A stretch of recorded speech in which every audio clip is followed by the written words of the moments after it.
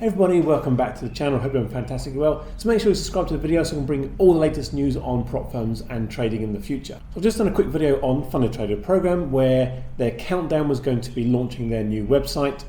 Reality was it went all the way through to zero and did nothing at all. So I thought, okay, they have really scammed us again. They're not going to do anything at all on a new website. It reset itself. It did another 20 minutes or so to a countdown. It did the exact same thing where it went to a -1 day, but after a few refreshes, the actual website did come up, which was surprising. I didn't think it would actually be there. So I've had a quick scan through to see if actually is anything different I can see actually on the actual program itself. On first glance, it just seems to be a website redesign. I don't know why you had to go and completely cease operations to do that. You could have done it in the background and made a better job of it, I believe. There's lots of glitches. Some of the videos are not there when you scroll through the about section. Some of the account sizes don't seem to line up with actually what they're being representative. It just seems really clunky and really glitchy. I would have thought if you're going to do a big relaunch, you either change the branding that's different to make it a bit more exciting, but it just isn't. It's the same old thing around the whole kingdom, the knights, dragons, royals, etc.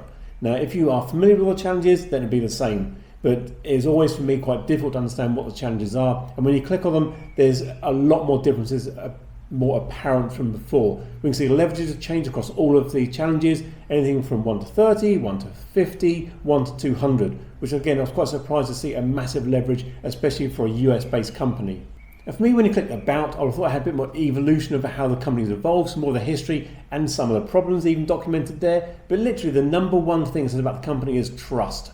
Now, we can see that what's happened is over the past however many weeks, the trust has been completely broken with the traders. There's been literally radio silence, nothing at all from what I can understand.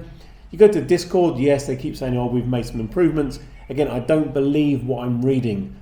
I don't think that traders will trust them again, will give their hard-earned money and essentially be back in that same situation in a number of weeks, months, years' time, where you can get funding and lose your accounts. I think it's just a sticky situation to be in, and it would have been nice to be more announcements from their CEO to come out and be a bit more honest, the reality around what's happening, and a bit more transparency. Again, that's one of their things about transparency and community. It just isn't there. It just seems to be a big rug pull, and for anyone coming to this one fresh, they might just see, oh yeah, a new prop firm, it's all the same as before, whereas we know that at a big period where a lot of people missed out on their payouts. So do they deserve a second chance? Possibly yes, provided they go and address all the problems they had over the past few weeks, really rectify those and make sure all the payouts are done to all the traders. If people had funded accounts, make sure they get them all back with new credentials and allow them to trade again.